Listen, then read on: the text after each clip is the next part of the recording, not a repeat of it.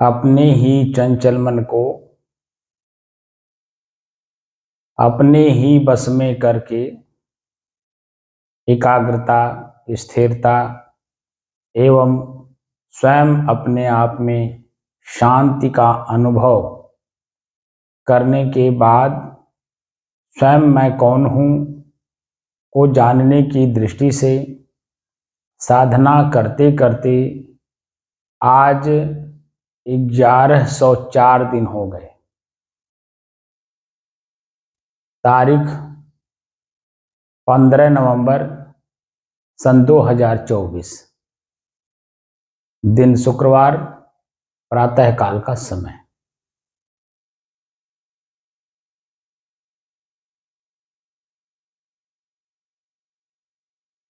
हम लोग अंतर ढूंढ रहे हैं कान, शब्द और मैं का।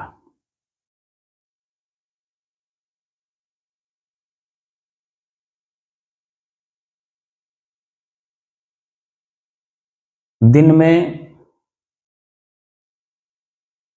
आंख कितने प्रकार के रूप को देखा, कान कल दिन में कितने प्रकार के शब्द सुने, किनके किनके द्वारा सुने,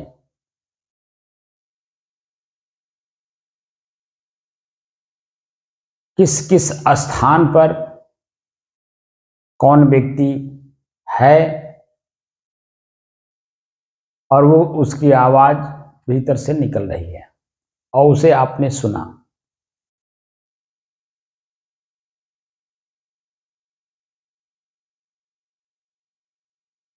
तो कल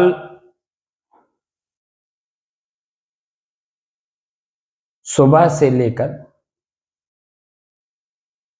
शाम को 4:30 बजे तक तो मैं आश्रम से बाहर निकला नहीं। तो आश्रम परिसर के अंदर में जो लोग आए उनके जो शब्द सुने गए तो अलग अलग लोगों के अलग अलग शब्द हैं।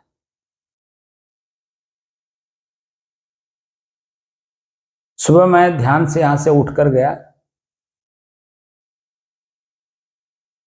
अपने जहां मैं बैठता हूं वहां पर मैं कुर्सी पर बैठ करके कुछ लिख रहा था।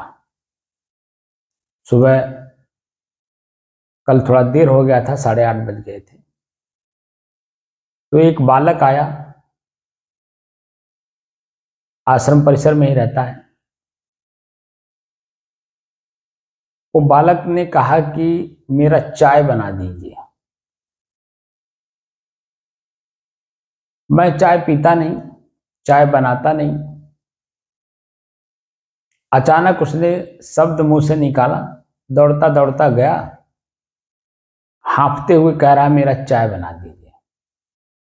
तो जैसे ही उसने कहा कि मेरा चाय बना दीजिए, मैं कहा कौन बनाएगा? तो कह रहा कि आप बना दीजिए। मैं कहा क्यों बना दूं?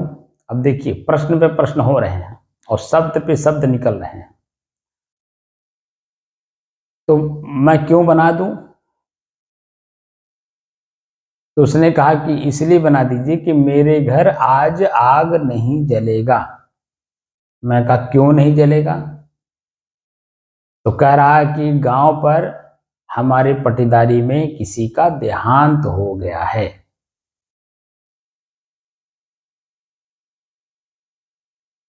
पापा वहीं पर हैं, उन्होंने फोन किया है कि जो सिस्टम लागू होता है घर परिवार में वो वहां भी आप लोग लागू करिए।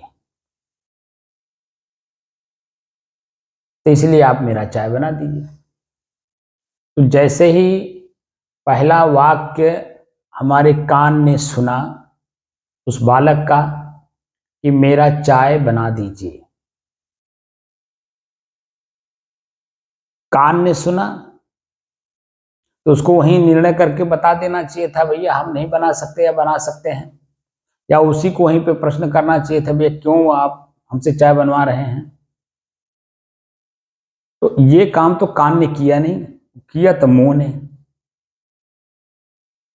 तो कान और बालक का शब्द सुना किसने? क्या कान ने सुन लिया अपने आप में?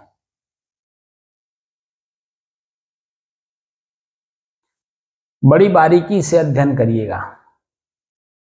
जो लोग हमारी साधना में परिपक्व हो गए हों, अपने श्वास को अपने से अलग होकर के देख लिए हों, उसके बारे में पूरी जानकारी कर लिए हों कि मेरा श्वास, मेरा ही श्वास मेरे से अलग है और मेरे ही श्वास में 6 प्रकार की चीजें मिली हैं: ठंड, गर्म, शीतल, सुगंध, दुर्गंध, सामान्य।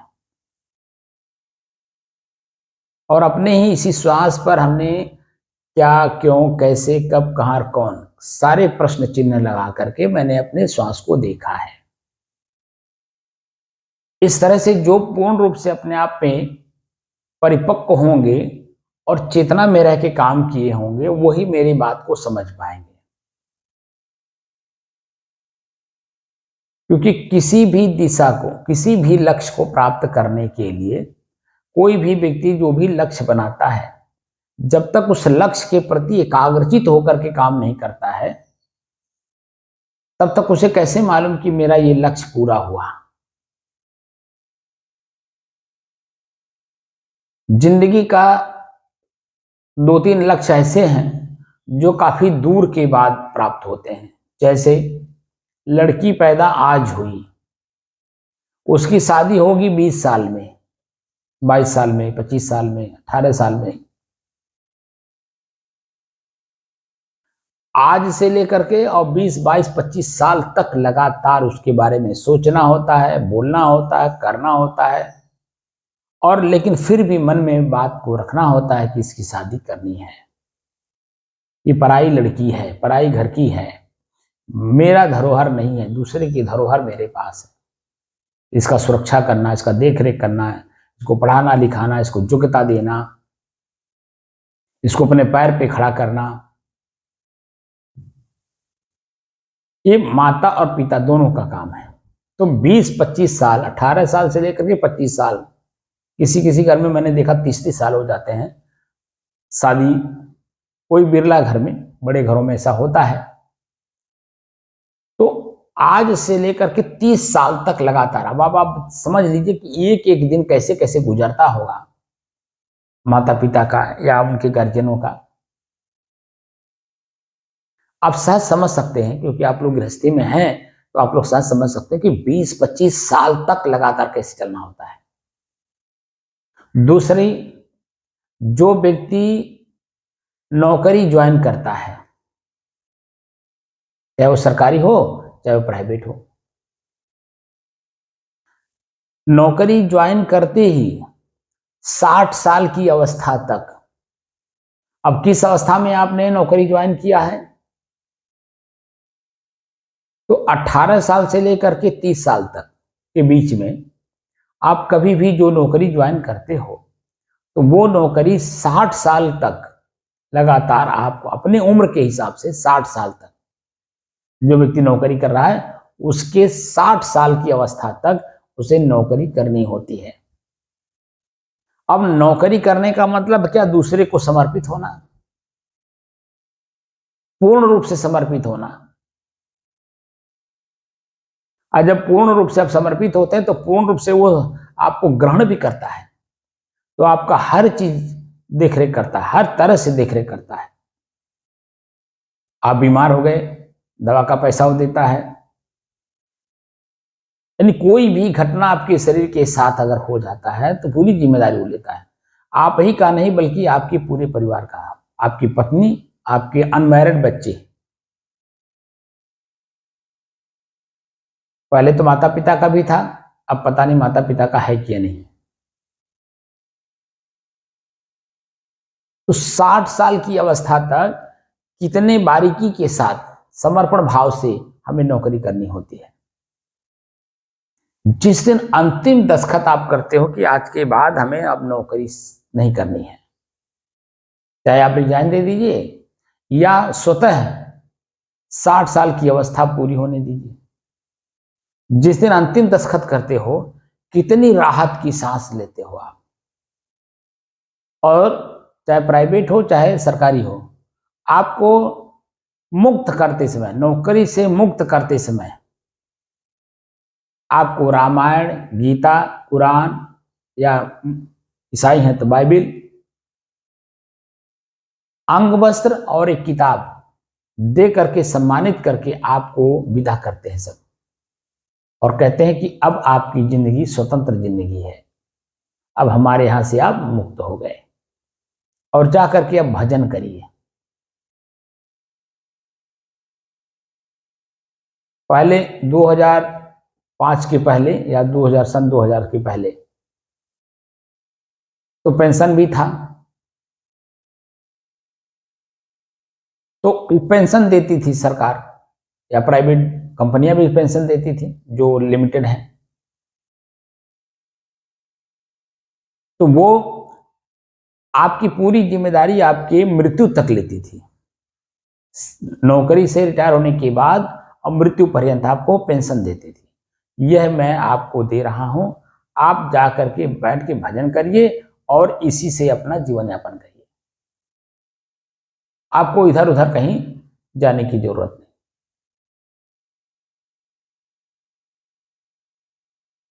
तो इतनी लंबी लंबी यात्रा आपको करना होता है, कितना लक्ष्य लेकर के चलना होता है, पूरा कंसंट्रेट होकर के एकदम एकाग्र लक्ष्य बना करके चलना होता है।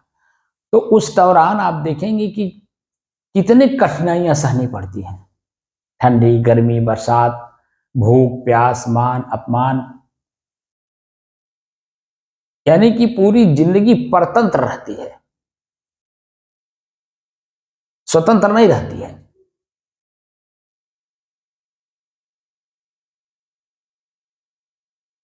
तो यहां पर जो मैं सिखा रहा हूं, आपका लक्ष्य स्वयं में स्थिर होना है, यानी जन्म मरण के चक्र से छूटने की प्रक्रिया बता रहा हूं कि कैसे छूटा जाता है।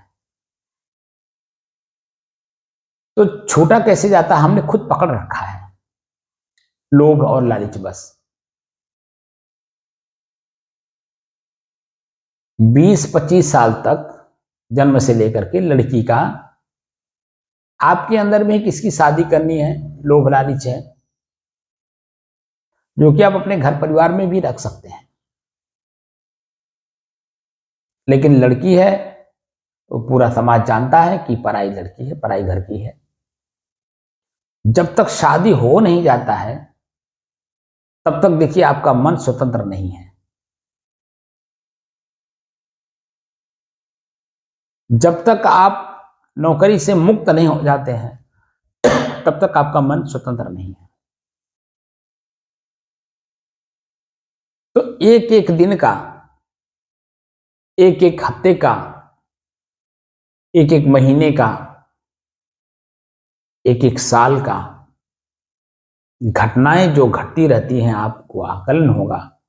जिसकी उम्र बड़ा माने ज्यादा हुआ हो वो समझ सकता है, जिसकी उम्र कम हो अभी वो कम समझेगा, लेकिन फिर भी समझ सकता है कि जितनी उम्र है उतना तो उसने जो गंवाया समय जन्म से लेकर के, वो किस किस तरीके से वहां पहुंचा है। अगर जानना चाहे तो जान सकता है।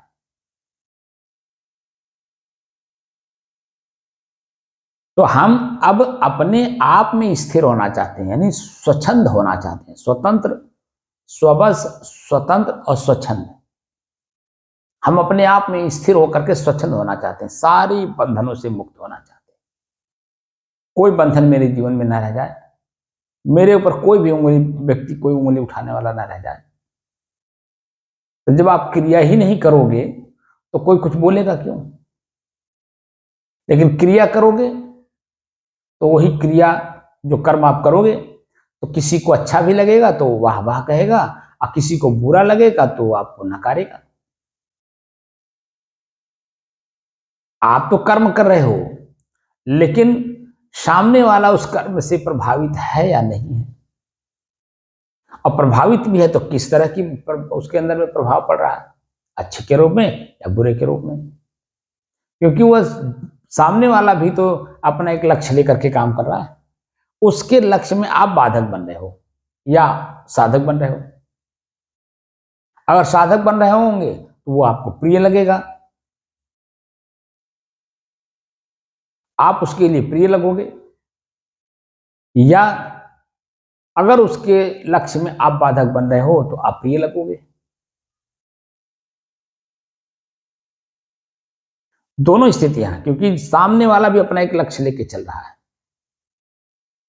आपके परिवार में जितने लोग हैं उनका अपना एक लक्ष्य है, सबका अपना अपना, अपने अपने लक्ष्य में सब आदमी काम कर रहे हैं। वहां एक पूरक बना जाता है, हम किसके लिए क्या काम कर सकते हैं, किसके लिए हम अच्छा बन सकते हैं। तो जिसका काम आप कर दोगे उसके लिए अच्छा हो गए। आप अपने काम में व्यस्त हो, दूसरे का काम कर नहीं सकते हो, तो उसके लिए आप अप्रिय हो जाओगे। वहीं किसी का काम आपने कर दिया तो प्रिय हो गए, वहीं आप अपना काम कर रहे हैं, वो देख भी रहा है, ये अपना काम कर रहे हैं, उसके बाद भी आपको दबाव डाला कि नहीं मेरा काम कर दीजिए, तो उसके लिए अप्रिय हो जाओगे, क्योंकि आप अपना काम किए बिना कैसे उसके काम को करोगे।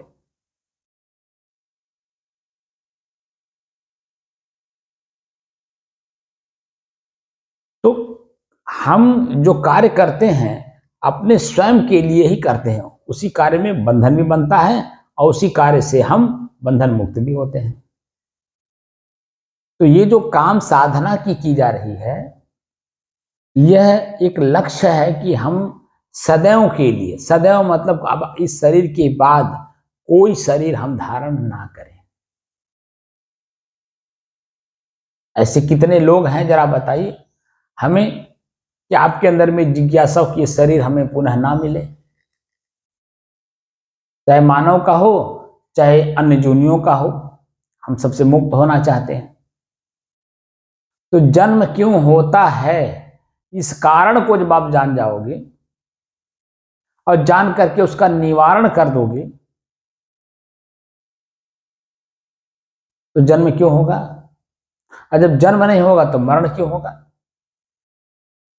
अमर का मतलब ही होता न मरने वाला, वो रहेगा लेकिन वो शरीर में पड़ करके न जन्म लेगा न मरेगा, वो अपने आप पे रहेगा, बिल्कुल रहेगा। ऐसा नहीं कि शरीर नहीं है तो वो नहीं रहेगा।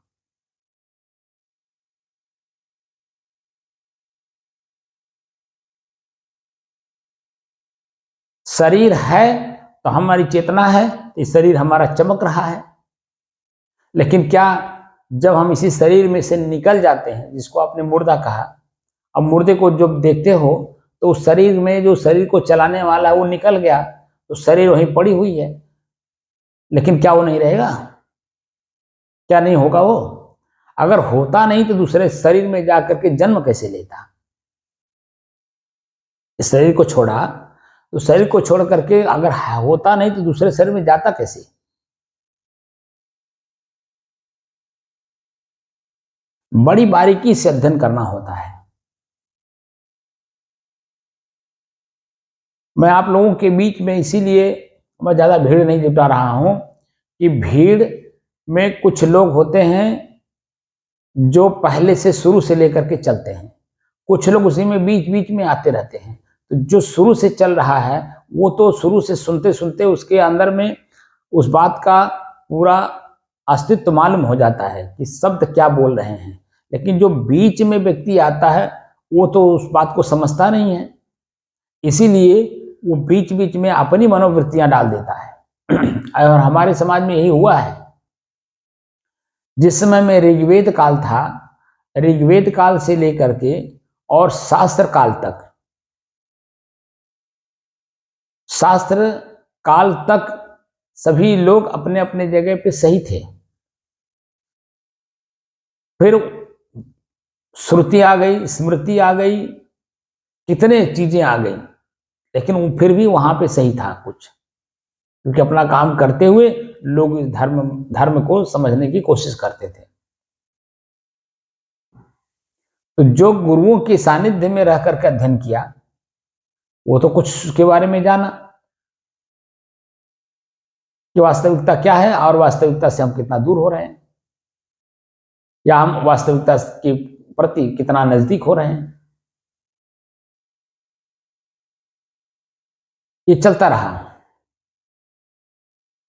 स्वामी योगानंद जी ने अपने जीवनी में लिखा है कि बंगाल में एक जगह मैं गया, गुरुकुल था, तो एक गुरुजी अपने शिष्यों को पढ़ाते थे। तो पढ़ाते समय वह पहले थ्योरी पढ़ाते थे, यानी रटवाते थे, रटवा करके पूरा उसके बारे में जानकारी देते थे और फिर उसी तरह से अभ्यास भी करवाते थे।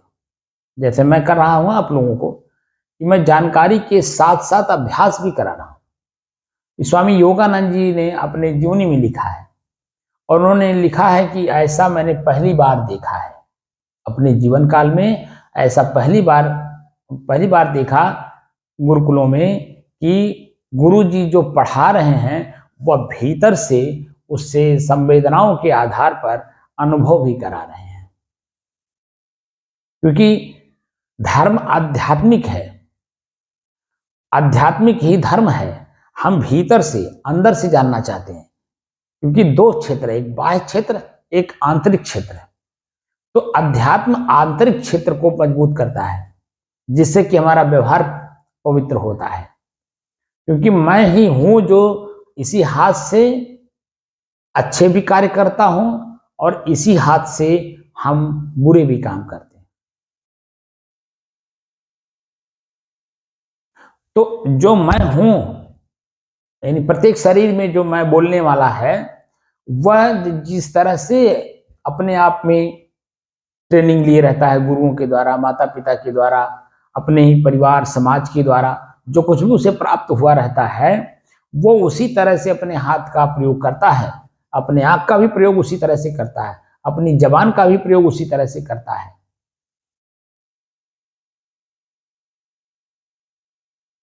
जैसे कुछ लोग हैं, मानते हैं कि ये जीव सनातन है, मतलब सदैव रहने वाला है। तो शरीर एक साधन है, इस साधन से सब अच्छा कर्म करेगा तो संस्कार अच्छे होंगे उसके, और जहां भी वो जाएगा इस शरीर को छोड़ करके, वहां भी अच्छे संस्कारों के कारण उसका भरण पोषण, उसका रहन सहन, हर चीज उसका पवित्र होगा, अच्छा होगा।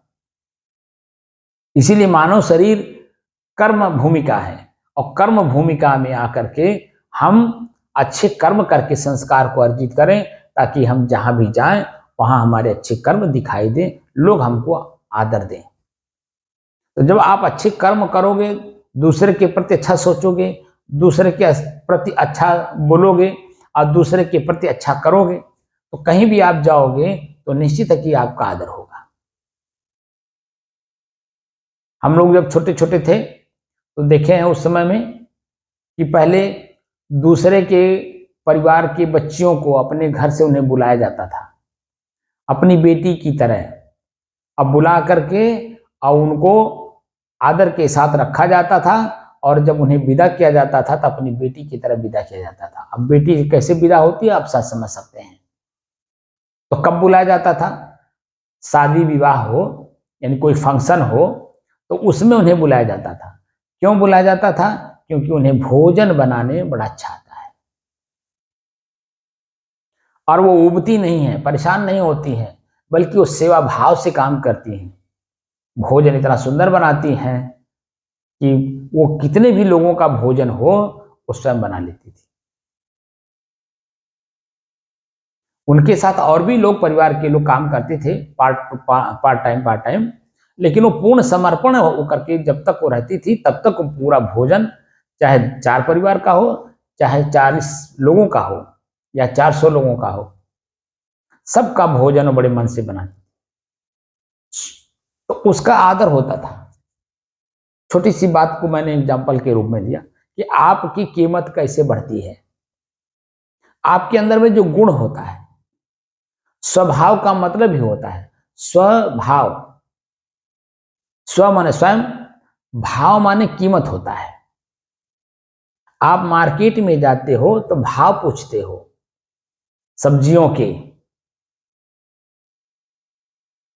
या कोई भी वस्तु बाजार में है उसका कीमत पहले पूछते हो। तो जो कीमत सामने वाला बोलता है आपको अच्छा लगता है कि हाँ अनुकूल कीमत है, पैसे दे करके उसकी कीमत दे करके उस वस्तु को ले लेते हो, तो दोनों में आपस में प्रेम रहता है और दोनों में कोई खटपट नहीं होता। वो सामान लिया, सामान लेने वाला सामान लिया और सामान देने वाला अपना पैसा पा गया, अपना कीमत पा गया अपने वस्तु का। तो दोनों अपने अपने जगह पे खुश हैं, फिर दोबारा भी मिलेंगे, दोबारा भी मार्केट में वो व्यक्ति जाएगा, अगर अच्छा व्यवहार किया तो उसी के पास जाकर के आदमी अपना सामान लेता है जो भी उसके पास है। लेकिन लेते देते समय अगर जरा सा भी खटपट हो गया तो जो लेने वाला, वस्तु लेने वाला है, वो उसको देखते ही जानवर दूर भागेगा, दोबारा नहीं उसके पास जाएगा। और जो देने वाला है उसको देख करके उसके मन में खटपट हो जाएगा, ये व्यक्ति अच्छा नहीं है, इसको इसकी तरफ से मुंह फेर लो। यानी दोनों के अंदर में अप्रियता आ जाती है, प्रियता नहीं रह जाती, अप्रियता आ जाती है। तो भाव माने कीमत होता है, दर होता है। तो आपकी अपनी कीमत क्या है? अपने गुण के कारण आपकी कीमत है। गुण कहते हैं कला। आपको किस तरह की कला आती है कि जिसकी कीमत आप समाज से लेते हो या अपनी कीमत समाज को देते हो। अब जैसे किसी के पास गला है, गला गाने का कीमत है, तो देखिए पंकज उदास जैसे लोग समाज में भजन गा करके अपनी ख्याति प्राप्त किए। गला है, फिल्मी दुनिया में आप देखिए मोहम्मद रफी हो गए, किशोर कुमार हो गए, ये तो दो पॉपुलर लोग हैं, और भी कितने उनके पहले भी हुए, उनके बाद भी हुए, आज भी लोग हैं। अपने गला का कीमत यानी गाने का, उनके पास गाने की कला है, इसीलिए जब देखिए समाज में कहीं भी हो उनका आदर होता है, उनको पैसे दे करके बुलाया जाता है, उनका आने जाने का खर्च दिया जाता है, उनके साथ जितने लोग आते हैं, जितने उनके साथ इंस्ट्रूमेंट आते हैं, उस सब का कीमत दे करके उन्हें बुलाया जाता है। उनसे पहले पूछा जाता है भैया आपका दर क्या है, आपकी कीमत क्या, आप कितने में आओगे। तो उनकी ऑफिशियल जो वेबसाइट है या उनकी ऑफिशियल ऑफिस है, जो वहाँ मैनेजर नियुक्त है, पहले पेमेंट जमा होता है जो भी उनका रिक्वायरमेंट हो, और उस पेमेंट पे डेट लिखी जाती है, डेट लिख करके डेट वाइज वहाँ पहुँचना होता है। तो आपकी कीमत है गला की वजह से। कुछ लोग ऐसे हैं जो सुनने का काम करते हैं, उसी भजन को, गाने वाले के भजन को सुनने वाले, अगर सुनने वाले ना हो, सुनने की कला वाले, तो गाने वाला क्या करेगा? यानी उसे श्रोता चाहिए, सुनने वाला। और जितना ही श्रोता सुनने वाले कला के साथ सुनते हैं, उतना ही वो उत्साहित होकर के अपना भजन गाता है या गाना गाता है, जिसको गीत कहते हैं। तो अपना अपना कीमत सबका अपना अपना है। तो सुनने वाला किस भाव से सुन रहा है, गाने वाला किस भाव से गा रहा है। तो दोनों में जब आपस में तालमेल होता है तो आनंद की अनुभूति होती है।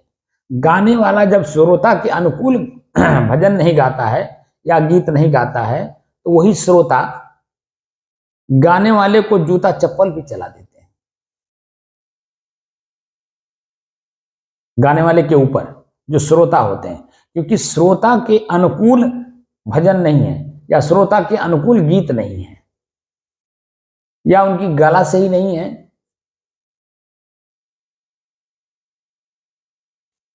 तो कीमत, आपकी कीमत क्या है? तो मैं एक तो खाली एक एग्जांपल दिया हूं, उदाहरण। समाज में जितने भी लोग जहां पर स्थित हैं, उनकी अपनी कला है, उस कला के वजह से वह चपरासी से लेकर के और राष्ट्रपति पद तक लोग अपनी कला का प्रदर्शन करके अपना कीमत ले रहे हैं समाज से, और समाज को अपनी कीमत दे भी रहे हैं। तो दोनों में तालमेल है, इसीलिए समाज एक सुचारू रूप से चल रही है। आप खुद अपनी कीमत अपने में देखो, मेरी कीमत क्या है। तो मैं अपनी कीमत इस साधना के माध्यम से अपने आप को जानना चाहता हूं। मेरी स्वयं की कीमत क्या है। तो मैं जब स्वयं अपने आप की कीमत को जानना चाहता हूं, तो मेरे साथ जुड़े हुए जो लोग हैं उनकी कीमत हम दे देंगे तो मेरी कीमत भी अपने जगह पे सही रहेगा। वो लोग मेरा आकलन करेंगे कि इनकी कीमत अच्छी है, यानी इनका भाव अच्छा है, इनका प्रेम अच्छा है, इनके अंदर में ये गुण है, इस गुण की वजह से इनका कीमत है हम लोगों के नजरों में। तो वो लोग कौन हैं? वो लोग बाहर के लोग तो जो हैं वो है ही हैं। सबसे पहले आपका शरीर है। शरीर एक घर है, इस घर में परिवार है। आंख परिवार, कान परिवार, नाक परिवार, जीभ परिवार, ये सब अंग है परिवार के। हाथ पैर लिंग। अब इनका सदुपयोग दुरुपयोग हमको खुद को करना है। हम इनकी कीमत अदा करेंगे तो ये मेरी कीमत अदा करेंगे। जैसे आंख, अगर आंख को पूरी भरपूर भीतर से ऊर्जा मिलती रहेगी तो आपकी आंख की रोशनी यथावत बनी रहेगी। तो भीतर से ऊर्जा कौन देगा? यानी खून का सर्कुलेशन नसों में, और समय समय से आंख का बंद करना, समय समय से आंख का खोलना, समय समय से आंख में गर्दा पड़ गया, कंकड़ पड़ गए या कुछ भी पड़ गया, भूसी पड़ गई, उसका निराकरण करना। सुबह शाम जब हम सो करके उठते हैं तो जो है आंख में कीचड़ रहना, तो धोता कौन है? इसकी सफाई कौन करता है? इसकी कीमत कौन अदा करता है? आप स्वतः कर रहे हो। तब भरपूर भोजन शरीर को दोगे, पेट को, मुंह के रास्ते पेट को भोजन पर्याप्त मात्रा में दोगे। जो भगवान कृष्ण ने गीता में 3 तरह के भोजनों का वर्णन किया है, उस भोजन में किस तरह का भोजन आप दे रहे हो शरीर को, यानी पेट को, उसी तरह से वो जो भोजन है, उसी भोजन को आपका जो मशीन है अंदर में वो पेरता है। पेर करके उसमें से जितने भी चीजें हैं वो अलग अलग करता है। उसमें रस अलग करेगा, फिर रस के बाद खून बनाएगा, खून के बाद फिर मज्जा बनाएगा, मज्जा के बाद फिर बीर्ज बनाएगा। माने शरीर में जितने भी हमारे एक बाल से लेकर के और शरीर का पूरा अंग, पूरा मांसपेशियां, जो कुछ भी हैं, वो आपके भोजन के आधार पर ही जब वो बनते हैं। तो किस तरह का भोजन आप दे रहे हो?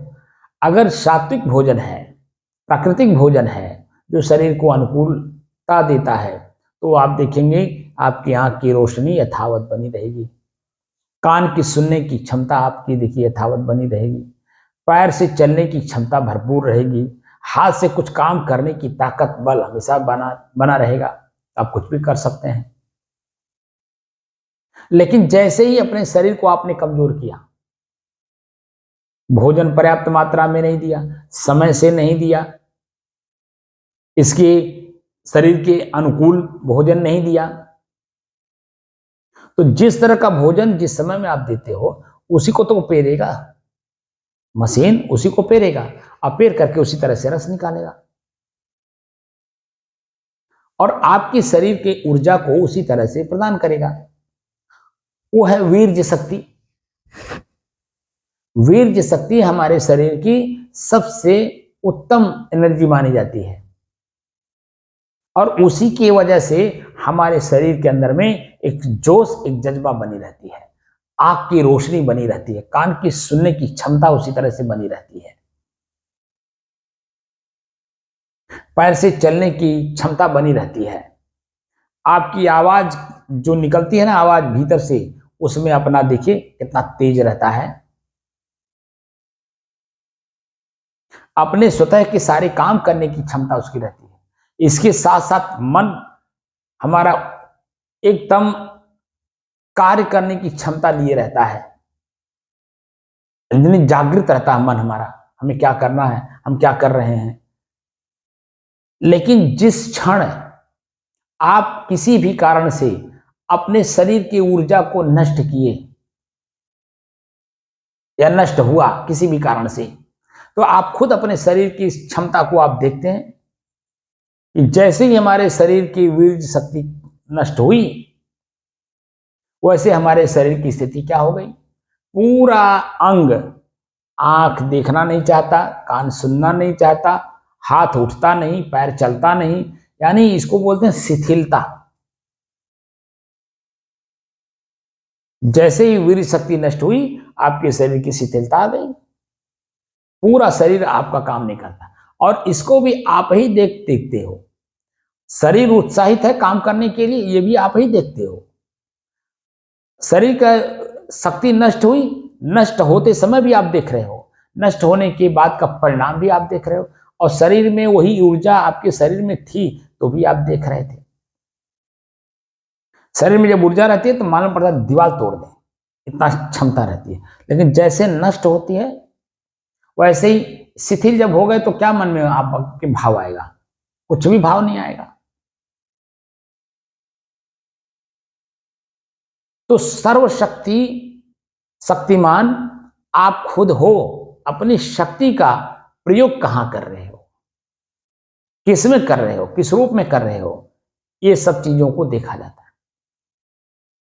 तो कल जो मैं कह रहा था कि सुबह से लेकर के शाम तक, यानी ध्यान साधना तक, जो मैंने आंखों से देखा, कान से सुना, तो मैंने शुरुआती दौर में बच्चे की बात बता दी आपको कि बच्चा आकर के मेरे से कहता है, बच्चा मतलब बालक है, कक्षा 9 में पढ़ता है, 8 में, उसकी उम्र 14 साल की है, और वो आकर के जैसे कहा, मेरा कान सुना, मुंह से आवाज निकली कि क्यों बनाते हैं आपकी चाय।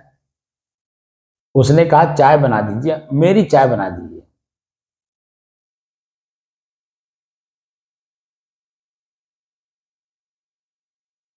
तो चाय शब्द कान ने सुना, मन बना, चित्त पर पहुंचा, तुरंत मुंह से आवाज निकली कि क्यों बना दे।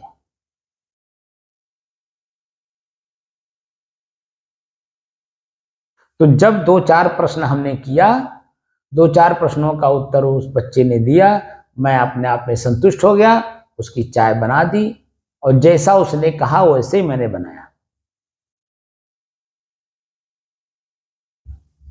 बल्कि उससे भी अच्छा बना करके दिया मैं। वो खुश होकर के लेके गया, सबको चाय पिलाया परिवार में। तो मेरे मन में किसी प्रकार का कोई पश्चाताप, आत्मग्लानि, अपने आप पे घृणा नहीं हुआ। और उस बच्चे के अंदर में मेरे प्रति कोई ऐसी भावना नहीं आई कि हमारा चाय नहीं बना, हम लोग चाय कैसे पिए, यानी उसका मन कष्टित नहीं हुआ। तो दोनों के संबंध, अब बच्चे का भी संबंध और मेरा संबंध जो क्रियात्मक रूप से है, दोनों बराबर हैं। उसने कहा, हमने कर दिया। अब जब मैं उससे कोई काम कहूंगा कि बेटा जरा बाहर से सब्जी ला दो, बाहर से फल ला दो, या कोई भी सामान दुकान से जाकर के ले आओ, या फला व्यक्ति को बुला लाओ, या ये काम कर दो, तो सहर्ष करेगा कि नहीं करेगा? क्योंकि उसकी वाली मैंने कर दी। अब मैं जब उससे कुछ कहूंगा तो मेरी वाली भी वो कर देगा, क्योंकि दोनों के भाव में कोई बदलाव नहीं है, दोनों के भाव एक है। तो शब्द सुना, शब्द सुन करके हमने क्रिया प्रतिक्रिया हुई, और दोनों के अंदर में कोई किसी प्रकार का द्वंद्व पैदा नहीं हुआ मन में। भाव जैसे पहले था वैसे ही उस क्रिया के बाद भी है। क्रिया ही हमारी भावों को बदलती है। पहले जो भाव हमारा शांत भाव था, स्थिर भाव था, एकाग्र भाव था, अपने काम में लगे हुए थे, तो क्रिया के बाद भी हम उसी भाव में जब रहेंगे तब हमारी क्रिया का लाभ हमको मिला। और आगे बढ़िए, एक व्यक्ति हमको मिले, वो अपने परिवार की गाथा गाने लगे। उनके 2 बेटे हैं, दोनों में आपस में नहीं पट रहा है, वो उसको तड़क भड़क कर रहा है, वो उसको तड़क भड़क कर रहा है। दोनों की बीबियां अलग अलग हैं, दोनों के भाव अलग हैं, दोनों के कर्म अलग हैं। एक बहू किराए पे रहती है, एक बहू उनके साथ रहती है। उनकी पत्नी है, इस समय दोनों की आवाज को सुन करके बेहोश हो जाती हैं। ब्रेन काम नहीं करता है। वो अपनी गाथा सुना रहे थे, उनकी वाली भी हमने सुना, तो वो उनके कर्म दिखाई दे रहे थे। मैं अपने जगह पे स्थिर होकर के उनकी पूरी बात को सुना। कम से कम हमको लगता है कि आधे घंटे तक खड़ा होकर के उन्होंने अपनी बात हमसे कही होगी। अपने पूरे क्रियात्मक परिवार के क्रियात्मक रूपों को उन्होंने अपने शब्दों से वर्णन किया। और कुछ तो मैं यहाँ देखता भी हूँ, और कुछ जो है उनकी चीजें हैं, उनके घर पर जो घर बना हुआ है वहां जो कुछ होता हुआ तो मैं नहीं देखता हूं, लेकिन जो मेरे सामने कुछ होता है तो मैं उतना देखता हूं। तो वो निरर्थक शब्द बोल रहे थे, अपने ही कर्मों का फल व्याख्या अपने मुंह से कह रहे थे, क्योंकि पुत्र तो उन्हीं के हैं। और जब वो छोटे थे तब दूरगामी दृष्टि रख करके उन्होंने काम की नहीं। तो अपने आप समाज उनको जानता है कि बहुत सीधा है। समाज के सामने जब वो प्रस्तुतिकरण अपनी करते हैं तो अपने को शो करते हैं कि मैं बहुत सीधा हूं, लेकिन वो भीतर से कितना टेढ़े हैं, आज उनका परिवार ही उनके कर्मों का, उनके भावों का, उनके ज्ञान का, भीतर से किस तरह का ज्ञान उन्होंने रखा है परिवार के प्रति, वो अब दिखाई दे रहा है परिणाम के रूप में। तो जो भगवान कृष्ण कर्म का सिद्धांत, हमारे विद्वत लोग किसी को नहीं छोड़ते हैं, कर्म का सिद्धांत सबको देते हैं। जो भगवान कृष्ण अपने ही परिवार को दूसरों से लड़ना सिखाया, दूसरे राज्यों को, दूसरे राजाओं को जीतना सिखाया, जब वही पूरे विश्व पे अपना धाक जमा लिए, और जब भगवान कृष्ण उम्र में आखिरी पड़ाव में थे, उनके अपने ही परिवार के लोग उनके अपने ही सामने जब कट करके मरे तो वो नहीं रोक पाए, क्योंकि उन्होंने खुद लड़ना सिखाया है।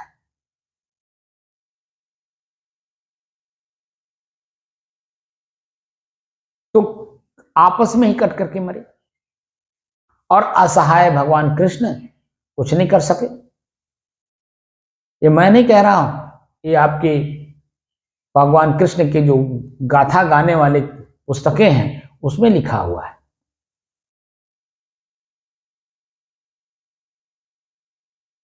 तो आप लोग सुनते भी हो, अपने भाव को बदलना है, क्योंकि भगवान कृष्ण भी जब शरीर में थे तो भी एक जीव ही थे, एक चेतना थी। वर्तमान समय की जैसी सामाजिक समरसता था, उस समरसता में उनको चलना था। समाज के जो नीति नियम है वही समरसता कह रहा हूं। जो उन्होंने वर्तमान देखा, उस वर्तमान में जो भी लोग रहते हैं अपना उसका आनंद उठाते हैं उसी तरह से। तो हमारा मूल उद्देश्य क्या है? मुझे अपने आप को अपने आप में स्थिर करना है जहां मैं हूं, और अपने आप में अपने आप को स्थिर करने के बाद फिर हमें अपने ही शरीर के अंगों का प्रयोग कैसे करना है कि ताकि मेरी स्थिरता, मेरी शांति, मेरा सुख, मेरा आनंद, मेरा परमानंद वो जैसे है वैसे यथावत बना रहे। इसीलिए अंगों को पढ़ना होता है। आंख किसको देख रहा है, कान किसको सुन रहा है, जीभ क्या स्वाद ले रहा है, जीभ से शब्द क्या निकल रहे हैं, ये हमें तटस्थ होकर के देखना होता है। और इस बात का जिक्र मेरे मन में तब आया, चेतना एक जागृत हुई, कि जब ये शब्द मैंने पढ़ा कि साधु भया तो क्या भया, तो साधु हो गए तो क्या हो गए, कौन सा तीर आपने मार दी। साधु भया तो क्या भया, आगे कहते हैं बोले ना ही विचार। जीव का प्रयोग हो रहा है, जीव को प्रयोग करने वाला कोई है, वह बिना विचार किए अपने जीव का प्रयोग कर रहा है। तो बोले ना ही विचार, क्या कह रहे हैं अगली कड़ी में?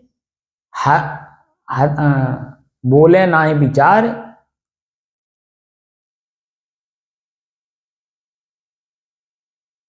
हत्या पराई आत्मा, हत्या करता है, दूसरे की आत्मा का हत्या करता है। जीभ बांध तलवार, अपने ही जीभ में तलवार बांध करके दूसरे की हत्या करता है। यानी जो अपशब्द हैं, जो कष्ट देते हैं, पीड़ा देते हैं शब्द, ऐसे शब्दों को तलवार में बांध करके आप दूसरे की हत्या कर रहे हो। इस शब्द को जब मैं पढ़ा पहली बार, एनालिसिस किया, उस पर चिंतन किया, तो पता चला कि मैं अलग हूं, जीभ मेरी अलग है। और मैं अपने जीव का प्रयोग किस रूप में कर रहा हूं? सामने वाले को कष्ट दे रहा हूं, पीड़ा दे रहा हूं, या आनंद की अनुभूति करा रहा हूं? कर क्या रहा हूं? तो दूसरे को जो कुछ देते हो, उसी के भावों का प्रतिक्रिया आपके ऊपर लागू होता है। अगर सामने वाला प्रसन्न हो गया तो आपका चित्त यथावत बना रहेगा, यानी जो आप हो, आपकी स्थिति यथावत बनी रहेगी, उसमें कोई विकृतियां नहीं आएंगी। लेकिन सामने वाला आपके शब्द को सुन करके जब कष्टित हुआ, पीड़ित हुआ, दुखी हुआ, तो वो भी दिखाई देता है कि प्रतिक्रिया क्या कर रहा है। क्योंकि जब कष्ट महसूस होता है तो उसकी प्रतिक्रिया भी आती है। तो जो आपकी स्थिति शांत स्थिति है, आनंद की स्थिति है, उत्साह की स्थिति है, उसमें गिरावट आ जाती है, उसमें दुख आ जाता है, पीड़ा आ जाती है, क्योंकि उसने प्रतिक्रिया कर दिया। तो वो भी आपके ही शब्दों में जब बोलेगा, आप अपना शब्द जब बोलते हो तो आपका कान नहीं सुनता, तो आपका कान सुन करके उसका विश्लेषण सही ढंग से नहीं कर पाता, क्योंकि कान से सुनने ही नहीं देते हो, या सुनते ही नहीं हो आप। अपने बोल के अपने कान से सुनते, तब आपको पता चलता कि मेरे मुंह से कौन सी आवाज निकली। क्या सामने वाले के कान को जब प्राप्त होगा हमारी आवाज, तो उसको किस तरह का भाव जगेगा, अच्छे के रूप में या बुरे के रूप में। तो कान, हमारी ही आवाज हमारा कान सुनना चाहिए। तो हमें अच्छे बुरे का ज्ञान होता है कि शब्द कौन सा बोल रहा हूं।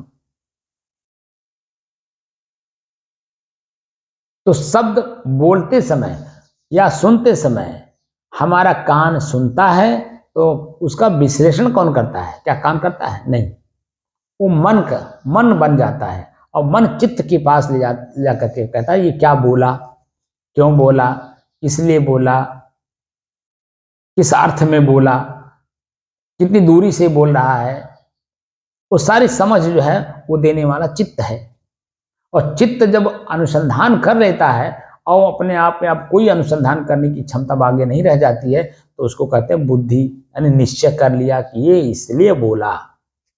और जैसे बुद्धि निश्चय किया, आपके हाथ की गतिविधि बदल जाती है, आपके आंख की गतिविधि बदल जाती है, आपके पैर की गतिविधि बदल जाती है, आप जो स्थिर हो उसमें चंचलता आ जाती है, मन की जो स्थिति है उसमें उद्वेग आ जाता है,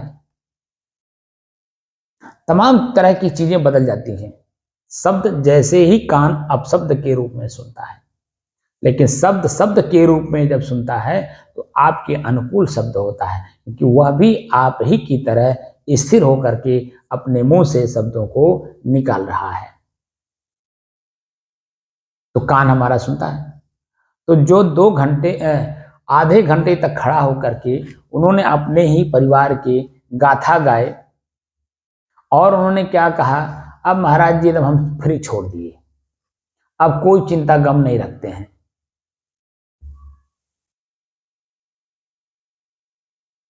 जब सब कुछ हो ही गया, उन्होंने अपनी और कहानी भी कई लोगों को उदाहरण देकर के समझाया हमको कि फलाने अस्त थे तो वश हो गए, वश हो गए तो वश हो गए, वश हो गए तो वश हो गए। महाराज जी जो ऊपर वाले करी है तो हो ही। अब कई लोगों का उन्होंने उदाहरण दिया कि फलाने आदमी के पास 1 करोड़ 2-3 करोड़ की संपत्ति उनके पास था। एक व्यक्ति एक बुढ़िया का सेवा कर रहा था, उसको जो उन्होंने, वो बुढ़िया ने वसीयत कर दिया था। वो 2-3 करोड़ का संपत्ति होते हुए भी वो जाके बुढ़िया का वो जमीन लिखवा लिए। अब जो सेवा कर रहा था 20-25 साल से, वो बेचारा हल्का हो गया, उल्ल हो गया। उस सेवा के बदले में वो जाकर के उनसे कहा, भाई हम तो सेवा कर रहे हैं, सेवा के बदले में उन्होंने वसीयत किया है, आप बैनामा क्यों लिखवा लिए? लिखवा ही लिए तो कोई बात नहीं है, आप एक आध दो हिस्सा ले करके बाकी छोड़ दीजिए। पता चला कि वहां हत्या हो गई, अब जमीन ज्यों की त्यों पड़ी रह गई, यहां तो आदमी ही नहीं रहा। तमाम तरह के उदाहरण हमें दे करके वो शब्द बोलते थे और उस शब्द में उनका अपना पीड़ा झलकता था, क्या होगा। और मेरा कान अब सुन रहा है, अब कोई प्रतिक्रिया मुंह से नहीं निकल रही हमारे, क्योंकि उनके अपने कर्म का फल हमें दिखाई दे रहा आज। अब वो उनका उलझन अपने ही द्वारा है, लेकिन वो अपने आप को नहीं समझ पा रहे हैं। दूसरे व्यक्ति मिले, 2 घंटे के बाद, 2 घंटे का हमको लगता है कि 4 बजे के आसपास, तो वो भागवत कथा करते थे। उनको चक्की लगानी थी, चक्की शब्द ही है, तो हमारे पास आए कि हमको जगह दे दिया जाए, हम चक्की लगाना चाहते हैं और समाज को चाहते हैं कि हम सेवा करें समाज का। हम सरसों का तेल निकालना चाहते हैं, तेल निकाल करके समाज को शुद्ध तेल देना चाहते हैं और आटा चक्की लगाना चाहते हैं जिसमें हम मोटे अनाज को पीस करके जनता का सेवा करें। बाजरा, मड़ुआ, इस तरह सब उन्होंने शब्द भी बोल करके हमको समझाने की कोशिश की। तो उस दौरान जो हमने उनसे कहा, शब्द में ही शब्द मिलता है और शब्द में ही शब्द निकलता भी है।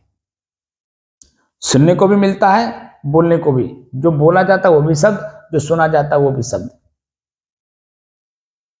और जब शब्द के अनुसार आंख भी देखे रहता है तो तीनों का वेरिफिकेशन एक चौथा है कर लेता है और उसमें किसी प्रकार का कोई शंका नहीं रह जाता है, वो समाधान हो जाता है अपने आप।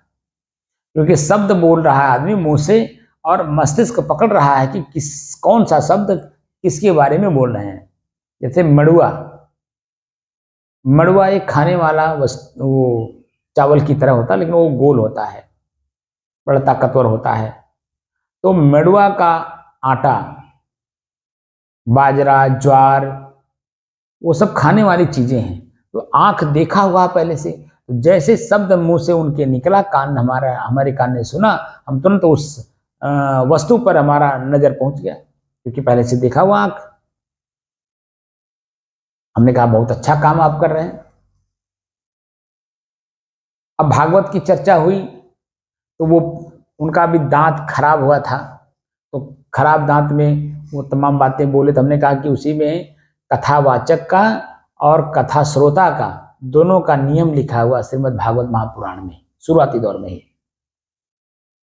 और ये भी कि उसमें गृहस्थ को बांचना ही नहीं चाहिए। जो गृहस्थ परंपरा में हो उनको भागवत बांचना ही नहीं चाहिए, ये भी मैंने उनको बताया। और मैंने बताया भी कि वही वेद व्यास जी अपने उसी श्रीमद् भागवत महापुराण को लिखने के बाद जब राजा परीक्षित को सुनाना हुआ उनकी सभा में, तो उन्होंने कहा कि मैं इसके बांचने का अधिकार नहीं रखता हूं। लिख तो दिया मैं, लेकिन मैं बांचने का अधिकार नहीं रखता हूं क्योंकि मेरे में वो उतना गुण नहीं है। तब प्रश्न उठा राजा परीक्षित के अपने सभा में, फिर कौन सुनाएगा उसको।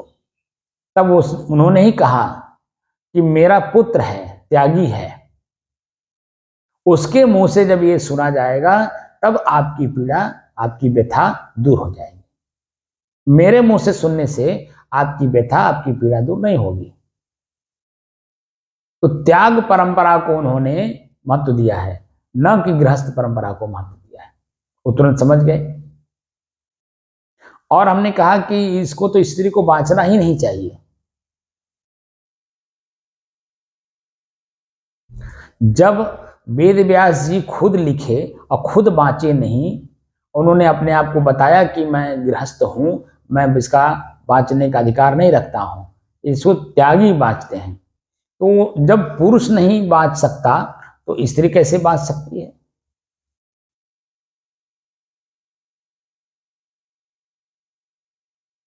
इसलिए जब जैसे जैसे हमारे मुंह से आवाज निकली उन्होंने स्वीकार किया एकदम और मुस्कुरा दिए। हमने कहा कोई बात नहीं, लेकिन ये पुकार आप जो खा रहे हो उसको छोड़ दो। जो भी आदत हो, क्योंकि श्रीमद् भागवत महापुराण चरित्रवानों के लिए है। चरित्रवान बन करके आप काम करिए। जो नियम लिखे हुए उस नियम को पढ़िए, जानिए, समझिए, प्रयोग करिए। फिर आपकी ख्याति, आपको घर घर जाकर के कथा हमसे करवा लीजिए, हमसे कथा करवा लीजिए, हम कथावाचक हैं, आपको कहने की जरूरत ही नहीं है। आपकी कथा जहां होगी आपका चरित्र झलकेगा और जनता के मन में खुद उत्पन्न होगा कि भाई अगर कथा करानी हो तो पंडित जी को जरूर बुलाया जाए, क्योंकि पंडित जी में वो चीजें झलकती हैं, दिखाई देती हैं। वो त्याग, वो वैराग, वो ज्ञान। तो इस तरह से शब्द जो हमारे मुंह से निकले या उनके मुंह से निकले, हम दोनों ने आदान प्रदान किया। तो ना उनके मन में किसी प्रकार का हमारे प्रति कोई देश भावना जागा और ना ही मेरे मन में उनके प्रति कोई देश भावना जागा, क्योंकि जितनी बातें हम लोगों में हुई वो भी समझदार, हम भी समझदार, हम दोनों एक दूसरे को समझ करके अपने आप में रह गए। तो वो बल्कि जब चलने लगे तो कहे कि महाराज जी जब भी हमको हमारे पास समय मिलेगा मैं आपके पास जरूर आऊंगा, क्योंकि आपके पास बैठने मात्र से ही मुझे ऐसे लग रहा है कि यहाँ शांति है आपके पास। मैं कहा आपकी उसी भागवत में ही शांति के वातावरण का पूरा वो लिखा हुआ है कि आप अपने चित्त मन को कैसे, अपने इंद्रियों को कैसे अपने काबू में करोगे, पूरा गाथा उसी की है, श्रीमद् भागवत महापुराण।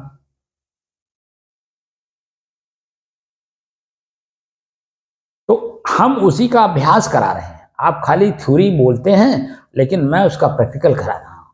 तो मेरे पास आप बैठेंगे तो निश्चित है कि कुछ बातें हम लोगों की आध्यात्मिक होगी और उसके बाद हम लोग मौन होकर के उसका अनुभव करेंगे। जब कभी भी आओगे मैं साधना कराता हूं, आप कभी भी आइए, बैठिए और अपने ही शरीर के अंगों को अपने बस में करके अपने आप में शांत होने का जो विधि विधान हो आप बोलते हो, वो खाली आप बोलते हो, आपको करने की क्षमता नहीं है, लेकिन करने कराने की क्षमता हमारे पास है, संतों के पास है। तो आप बैठेंगे तो निश्चित है कि आपका जीवन शांतमय हो जाएगा।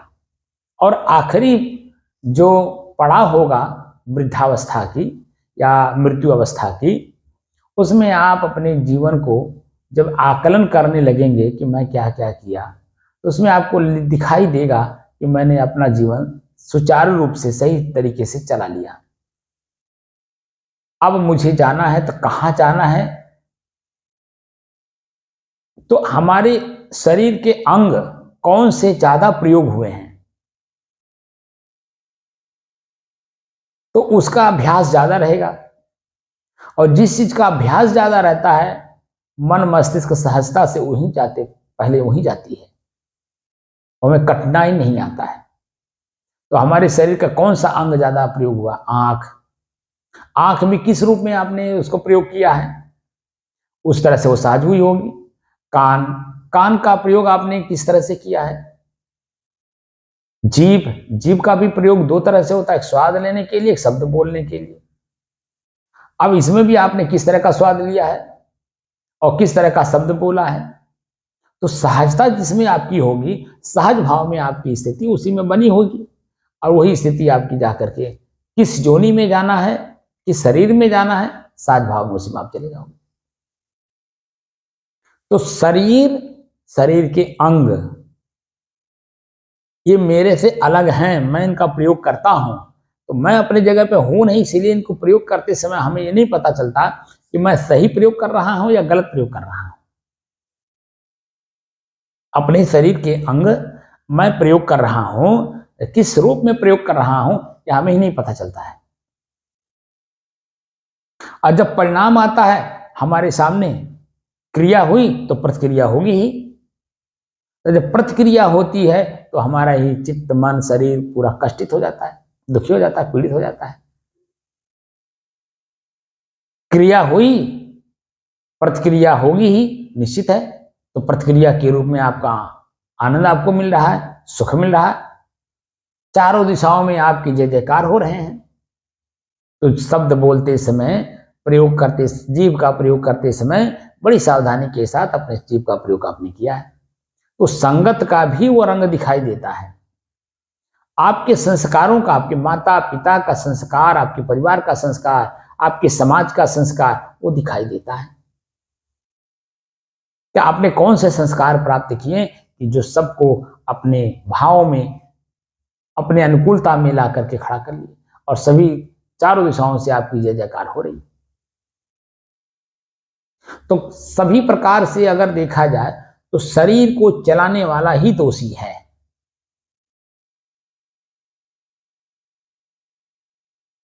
तो शरीर को कौन चला रहा है? अब इसी प्रश्न के साथ अब शाम को फिर मिलते हैं कि दोषी कौन है। क्या शरीर, या शरीर के अंग, या कोई और?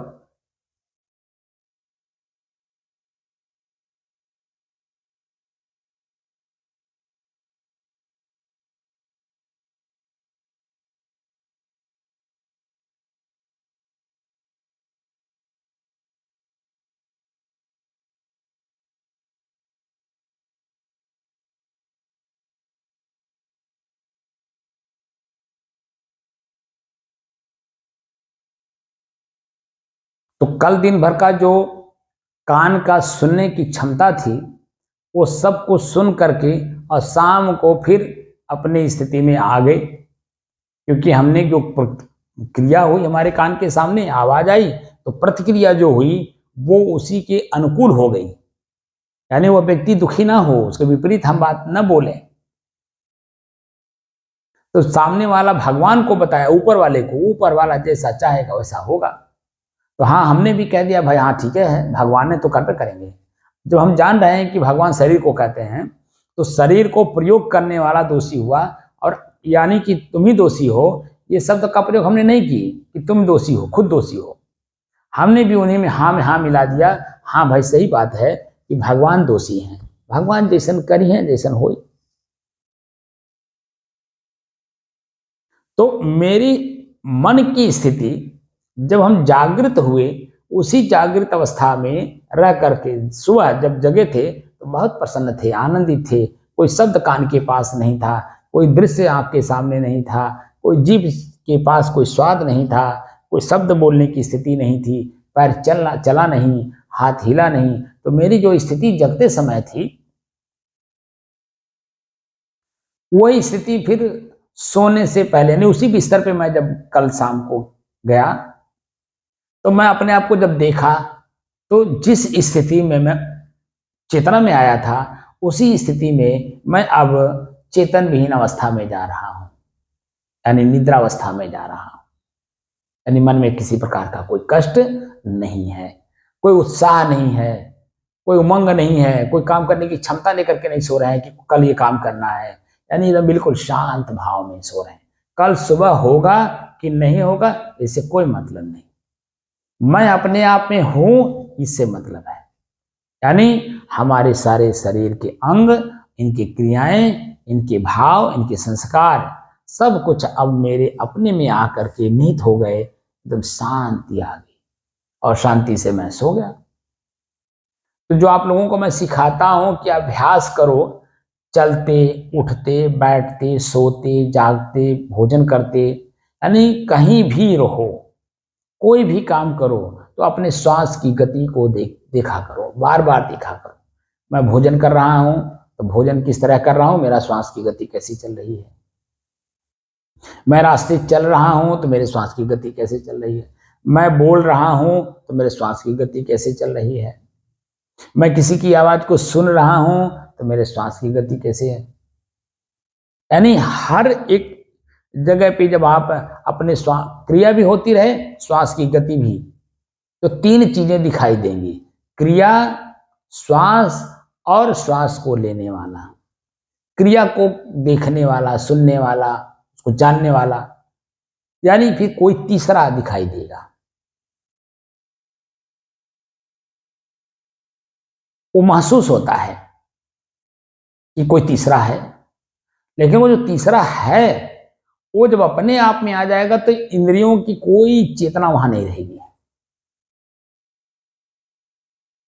कल शाम को आपने देखा होगा कि मैं बोलते बोलते बोलते बोलते चेतनाविहीन हो गया, यानी हमारी आवाज अपने आप में बंद हो गई। बोलते बोलते बोलते बोलते मैं आगे क्या बोलूं मुझे खुद नहीं पता चला, मैं एकदम मौन हो गया।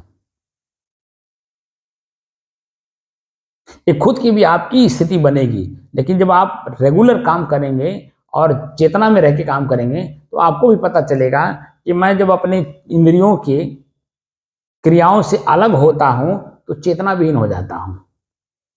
वहां मेरी अपनी खुद की शांति आ जाती है। जब खुद खुद में आ जाता है तो कोई आवाज, कोई चेतना, मन, चित्त, बुद्ध कुछ भी नहीं काम करते हैं, बिल्कुल शांत। हमारे शरीर की क्या गति हो रही है, हमारी श्वास की गति कैसी चल रही है, हमें कुछ नहीं पता।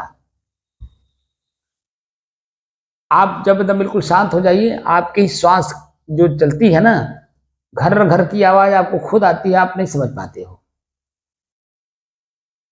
जितना ही मन शांत होगा, आपके श्वास की गति किस तरह की चल रही है आपको पता चलेगा।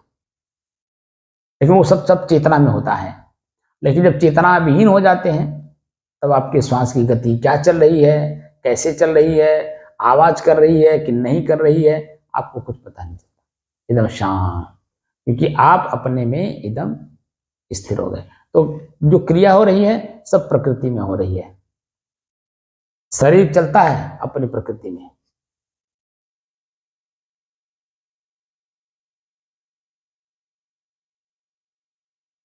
तो सुबह से लेकर के शाम तक जो कल हमने अनुभव किया, उसमें अनुभव यही हुआ कि कोई क्रिया जो हुई हमारे आंख के सामने या हमारे कान के सामने, उसकी प्रतिक्रिया हमने जो दी वो थोड़ी समझदारी के साथ दी, तो शाम को सोते समय किसी भी प्रकार का मन में कोई बात याद नहीं था, बार बार वो हमें पंच नहीं करता था, हमें परेशान नहीं करता था, हमें दुखी नहीं किया, इसीलिए सुखी नहीं।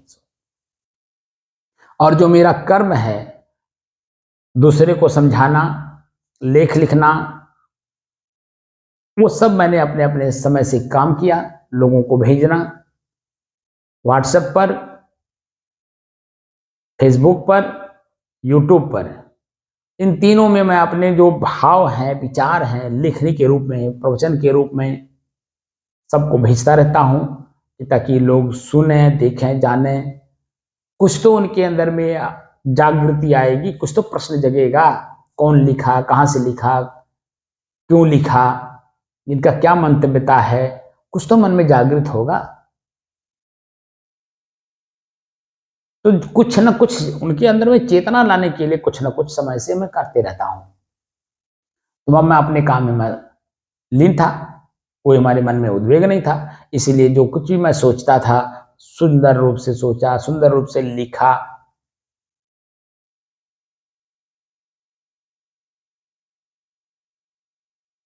अब लोग पढ़ें, कल जो लिखा वो आज अभी मैं भेजूंगा, लोग पढ़ेंगे, उनको लगेगा कि हाँ कुछ लिखा हुआ है। और लिखने का काम मैं इस प्रवचन के पहले, मैंने ध्यान साधना करने से पहले से मैं लिख रहा हूँ। उसको भी हमने 1100 दिनों तक लगातार लिखता रहा, प्रतिदिन लिखता रहा। वो जब पूरा हो गया, वो मैं लिखता था पातंजल योग दर्शन का योग भाष्य, स्वामी ब्रह्मलीन मुनि का। तो वो कई कमेंट आए, क्या लिखते हैं, क्यों लिखते हैं शास्त्र की बात, शास्त्र तो कबीर साहब ने मना कर दिया है, वो तो कुछ ये नहीं है, ये नहीं, वो नहीं, तमाम तरह के प्रश्न हमको सुनने को मिले। लेकिन मैं अपने काम में लीन था। तो जो उसको समझने वाले लोग थे वो हम समझते भी थे, और जो नहीं समझते थे और समझना चाहते थे वो हमसे प्रश्न करके जान भी लेते थे। तो मुझे आनंद आता था, और मैं अपने काम में लीन हूं। ये इसको ये काम कितने लोगों को अच्छा लगा, हमको बहुत कम लोग मिले। उसकी आलोचना करने वाले, उसको छुड़वाने वाले, यानी लेखन मत लिखिए, तमाम तरह की बातें हैं। कई लोगों ने फोन कर करके जन वो कबीर साहब तो उसको मानते ही नहीं है, आप कबीरपंथियों को भटका रहे हो, आप ऐसा हो वैसा हो, ये हो वो, तमाम तरह के प्रश्न हमको सुनने को मिले। लेकिन हम सुन करके अनसुना करते रहे, हम किसी की बात का प्रतिक्रिया नहीं देते थे। हम अपने आप को देखते थे कि मैं क्या कर रहा हूं, बस। तो जब मैं अपने आप को देख रहा हूं कि मैं क्या कर रहा हूं, तो मुझे लगा कि मैं कोई गलत काम नहीं कर रहा हूं। हम अपने धर्म के जो मूल अर्थ हैं, मूल जो हमारी चेतना है, हम उसमें जा रहे हैं। तो मैं जो स्वयं हूं, मुझे जो स्वयं को परिचय कराने वाले ग्रंथ हैं, हम उनको पढ़ेंगे कि मैं कौन हूं। तो पातंजलि योग दर्शन योग भाष्य में बहुत प्रचलित चीज है योग क्षेत्र में,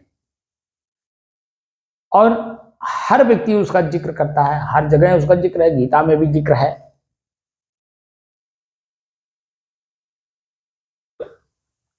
हमें वो चीज चाहिए जो मुझे मेरे तक पहुंचाए। शब्द, ऐसे शब्द मुझे सुनने हैं और ऐसे शब्द पढ़ने हैं जिसमें मैं स्वयं अपने आप में मजबूत हूं। तो हमारे वेद से लेकर के और शास्त्र तक, गीता तक, हमारे बीजक तक हमें मजबूत करते हैं। और अपने शब्दों को पा करके मैं अपने आप इतना शांत हो जाता हूं। तो मेरी शांति की स्थिति शब्दों में बनी रहती है। शब्द सुनिए जिसमें आपकी स्थिति मजबूत हो, शब्द ऐसे मत सुनिए जिससे आपकी स्थिति कमजोर हो। शब्द बोलिए ऐसे जैसे जिसमें आपकी स्थिति मजबूत हो, शांत भाव बना रहे। ऐसे शब्द का प्रयोग ना करो जिसमें आपकी शांति भंग हो। पैर से चल के जाओ, ऐसी जगह जाओ जहां बैठने के बाद सुकून लगे, शांति लगे।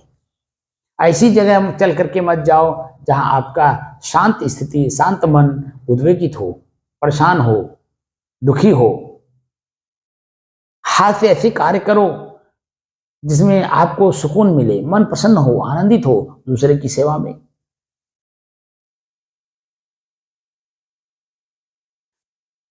जब आप अपने को जानना चाहोगे तो निश्चित है कि आपकी चीजें भी आपको जानने में आ जाएंगी। कौन आपको कष्ट दे रहे हैं, कौन आपको सुख दे रहे हैं। तो मेरे शरीर के अंग मुझे सुख भी देते हैं और मेरे ही शरीर के अंग मुझे कष्ट भी देते हैं। तो कौन सा अंग किस समय प्रयोग कर रहा हूं कि मुझे कष्ट मिल रहा है, और कौन से अंग का प्रयोग कर रहा हूं तो मुझे सुख मिल रहा है। इस धीरे धीरे इसकी जानकारी होती है। तो अपने ही चीजों को मुझे जानना है, समझना है, देखना है, और अपने आप में ही मुझे स्थिर होना है।